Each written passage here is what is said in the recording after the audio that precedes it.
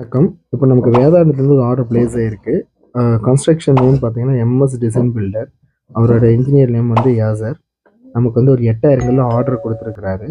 நம்ம பிரிக்கோட standard size பார்த்தீங்கன்னா 9x4x3. இங்கே மேனுஃபேக்சர் பண்ணுறதெல்லாம் பார்த்தீங்கன்னா ஹேண்ட்மேடுகள் தான், சிங்கிள் பாக்ஸ் மோல்டு. எங்களிடம் இந்த மாதிரி தரமான ரெட்டு பிரிக் இருக்குது. உங்களுக்கு இந்த மாதிரி தரமான ரெட் பிரிக்ஸ் வேணுன்னா நமக்கு கால் பண்ணுங்க.